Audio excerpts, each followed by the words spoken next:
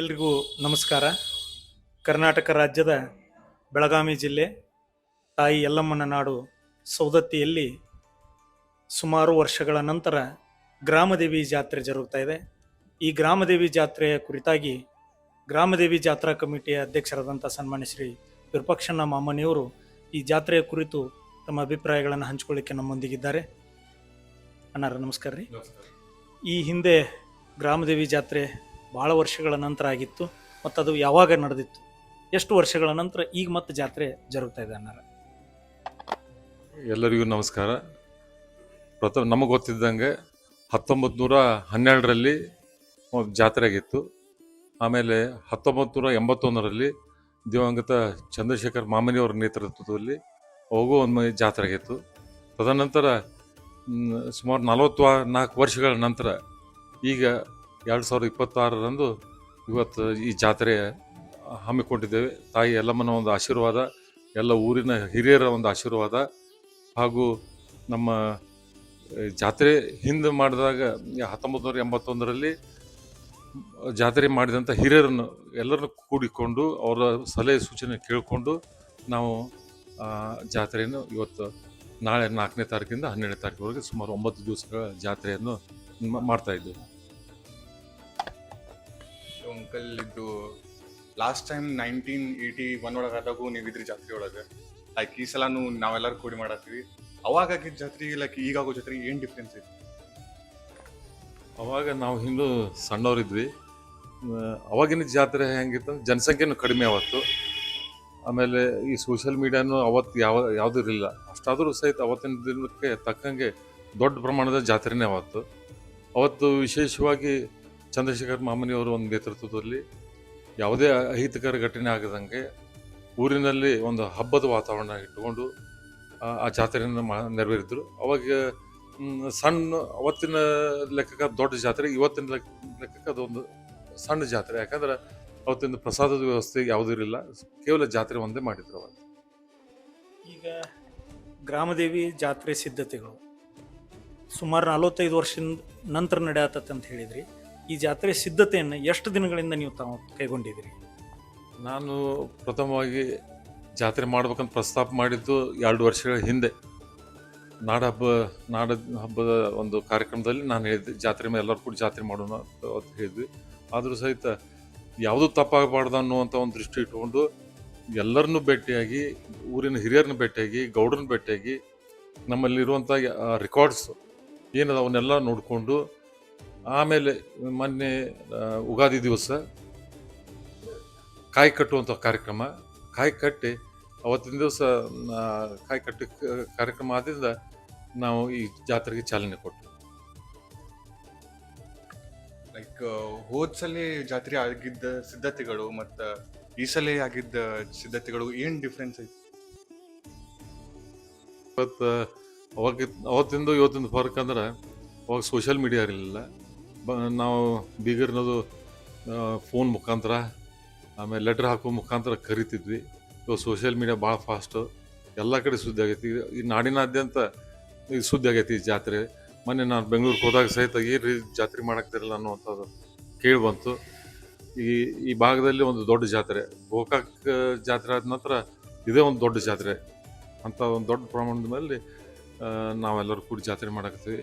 ಈಗಾಗಲೇ ಗಡೇಕರ್ ಪ್ಲಾಟ್ನಲ್ಲಿ ಸುಮಾರು 5-6 ಎಕರೆ ಜಾಗದಲ್ಲಿ ಪೆಂಡಲ್ ಹಾಕಿ, ಆಮೇಲೆ ಬೆಂಡಿಕಟ್ಟಿಯ ತಾಯಿಯ ಒಂದು ಕಟ್ಟಿ ಮೇಲೆ ದೊಡ್ಡ ಬರದಾದ ಒಂದು ಮಂಟಪ ಹಾಕಿ ಅಲ್ಲಿ ನಾವು ತಾಯಿನ ಕುಂದಿರ್ಸೋದು, ಮತ್ತು ಇಲ್ಲಿ ಕಾರ್ಯಕ್ರಮ ಊಟದೆಲ್ಲ ಇಲ್ಲಿ ವ್ಯವಸ್ಥೆ ಮಾಡಿ.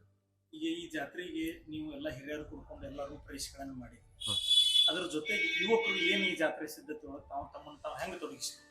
ಈಗಾಗಲೇ ನಾವು ಪ್ರಥಮ ಮೀಟಿಂಗ್ನಲ್ಲೇ ನಾನು ಹೇಳಿದ್ದೆ, ಇದು ಯಾವುದೇ ಪಕ್ಷದ ಸಂಬಂಧಪಟ್ಟದ್ದಲ್ಲ, ಯಾವುದೇ ಜಾತಿಗೆ ಸಂಬಂಧಪಟ್ಟಲ್ಲ. ಅದಕ್ಕೆ ನಾವೆಲ್ಲರೂ ಯುವಕರು ಇರ್ಬೋದು, ಎಲ್ಲ ಹಿರಿಯರ ಮಾರ್ಗದರ್ಶನದಲ್ಲಿ ಯುವಕರು, ಮಿತ್ರರು ಎಲ್ಲರೂ ಕೂಡಿಕೊಂಡು ಜಾತ್ಯತೀತವಾಗಿ ಮತ್ತು ಪಕ್ಷಾತೀತವಾಗಿ ನಾವು ಪ್ರತಿಯೊಂದು ಕೆಲಸವನ್ನು ಹಂಚಿಕೊಟ್ಟೇವೆ. ನಾವು ಒಂದೊಂದು ಕಮಿಟಿ ಮಾಡಿ ಎಲ್ಲರಿಗೂ ಅವ್ರವ್ರ ಕೆಲಸ ವಹಿಸ್ಕೊಟ್ಟೇವೆ. ಆ ಪ್ರಕಾರ ಅವ್ರವ್ರ ಕೆಲಸ ಎಲ್ಲರೂ ಮಾಡಾಕ್ತಾರೆ. ಆ ನಿಟ್ಟಿನಲ್ಲಿ ನಾವು ಇವತ್ತು ಪೂರ್ಣ ತಯಾರಿ ತೊಗೊಂಡು ಈ ಕೆಲಸ ಮಾಡಾಕ್ತೀವಿ, ಜಾತ್ರೆಗೆ ಕೆಲಸ ಮಾಡಾಕ್ತೀವಿ. ಗ್ರಾಮದೇವಿ ಜಾತ್ರೆ ಇಷ್ಟು ಅದ್ದೂರಿಯಾಗಿ ನಡೀತಾ ಇದೆ. ಇದರಿಂದ ನಮ್ಮ ಸವದತ್ತಿ ಮಹಾನಗರದ ಜನತೆ ಒಗ್ಗಟ್ಟನ್ನು ಪ್ರದರ್ಶಿಸಲಿಕ್ಕೆ ಈ ಜಾತ್ರೆ ಹೇಗೆ ಕಾರಣ ಆಗ್ತದೆ? ಜಾತ್ರೆ ಇವತ್ತು ಎಲ್ಲ ಪಕ್ಷದವ್ರು ಕೂಡ ನಾವು ಕಾಂಗ್ರೆಸ್ ಅವರು BJP ಅವರು ಹೆಗಲು ಕೊಟ್ಟು ನಾವು ಕೆಲಸ ಮಾಡತ್ತೇವೆ. ಯಾವುದೇ ಜಾತಿ ಯಾವುದೇ ಪಕ್ಷ ಭೇದ ಭಾವ ಇಲ್ಲದೆ ಎಲ್ಲ ಕಮಿಟಿಗಳು ಎಲ್ಲ ಪಕ್ಷದವರು ಇದ್ದಾರೆ. ಇವತ್ತು ಉತ್ಸವ ಕಮಿಟಿಯಲ್ಲಿ ಎಲ್ಲ ಪಕ್ಷದವರು ಅದಾರೆ. ಅದಕ್ಕೆ ಪಕ್ಷ ಭೇದ ಇಲ್ಲ, ಪಕ್ಷಾತೀತವಾಗಿ ನಾವು ಮಾಡಾಕ್ತೇವೆ, ಜಾತ್ಯತೀತವಾಗಿ ನಾವು ಕೆಲಸ ಮಾಡಾಕ್ತೇವೆ. ಯುವಕರಿಗೆ ಒಂದು ಇದು ಮಾರ್ಗದರ್ಶನ, ಮುಂದಿನ ದಿನಮಾನದ ಅವರನ್ನು ಮಾಡೋರು ನೀವು ಹಿಂಗೆ ಮಾಡಲಿಪ್ಪ ಅನ್ನುವಂಥದ್ದು ಎಲ್ಲರೂ ಒಗ್ಗಟ್ಟಿನಿಂದ ಈ ಜಾತ್ರೆ ಮಾಡೋಣ ಅಂತೇಳಿ ಅವ್ರಿಗೂ ನಾವು ಇವತ್ತು ಆ ಜಾತ್ರೆ ಮಾಡೋದು.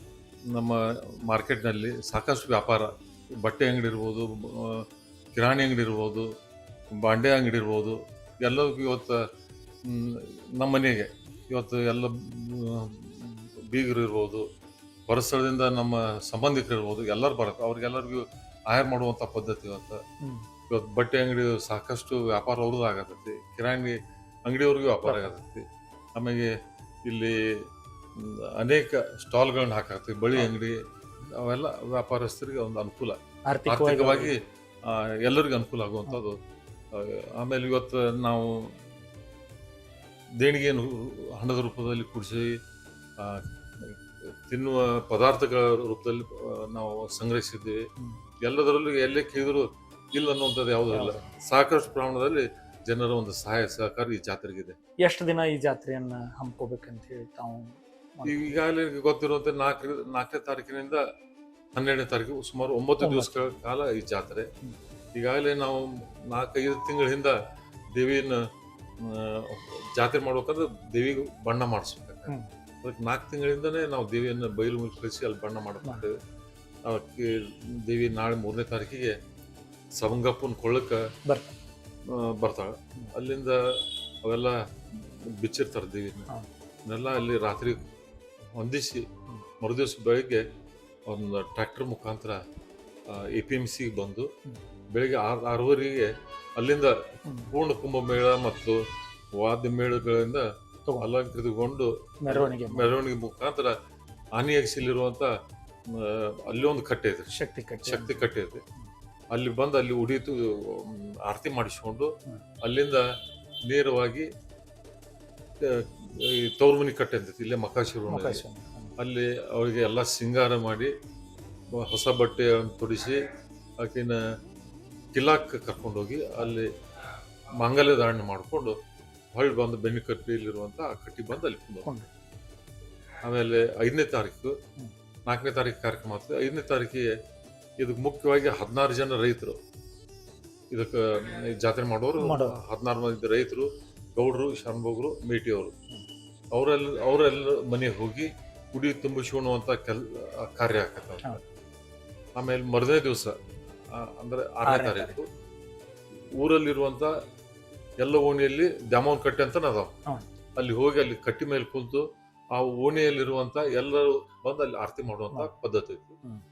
ಅದು 6ನೇ ತಾರೀಕು ಮುಗಿದಿಂದ 7ನೇ ತಾರೀಕಿಗೆ ಬಂದು ಅಲ್ಲಿ ಕಟ್ಟಿ ಬೆಂಡಿ ಕಟ್ಟಿರುವ ಕಟ್ಟಿ ಮೇಲೆ ಅಲ್ಲಿ ಕುಂದ ಪ್ರತಿಷ್ಠಾಪನೆ ಕೊಡ್ತಾರೆ.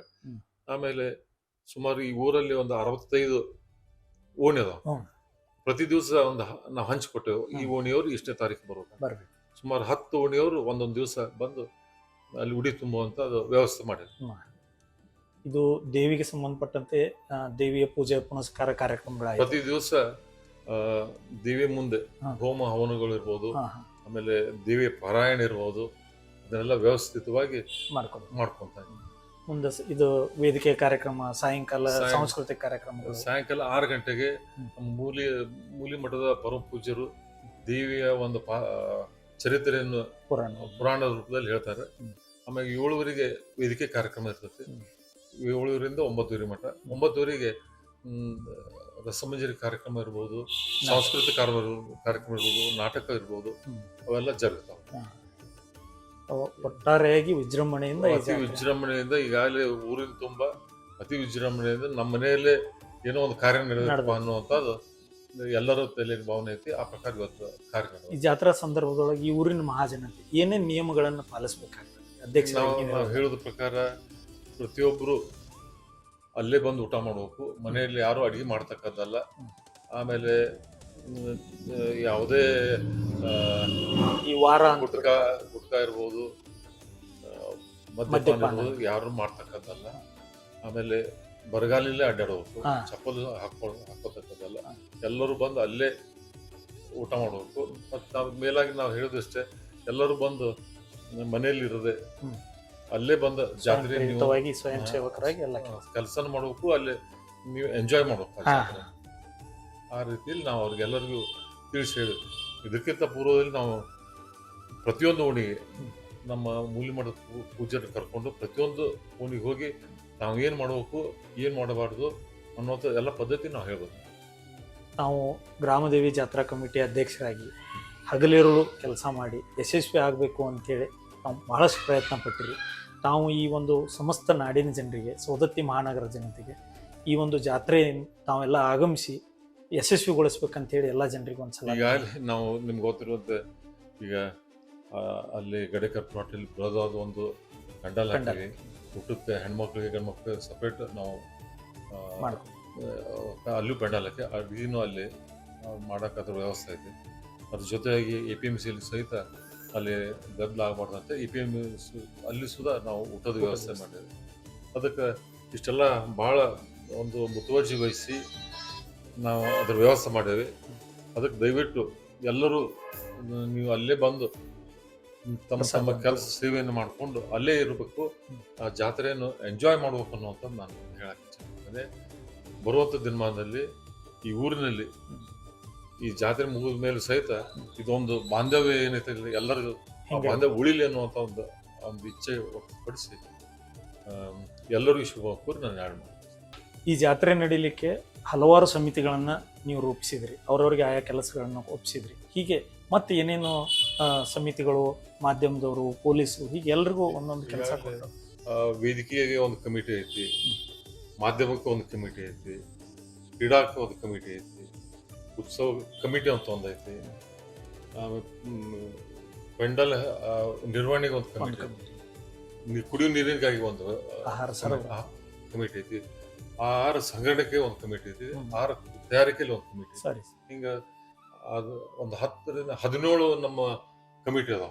17 ಕಮಿಟಿಯಲ್ಲಿ ಎಲ್ಲ ನಮ್ಮ ಯುವಕರು ಇರ್ಬೋದು, ನಮ್ಮ ಹಿರಿಯರು ಇರ್ಬೋದು, ಅವರೆಲ್ಲರೂ ಕೂಡಿ ಕೆಲಸ ಮಾಡತ್ತಾರ.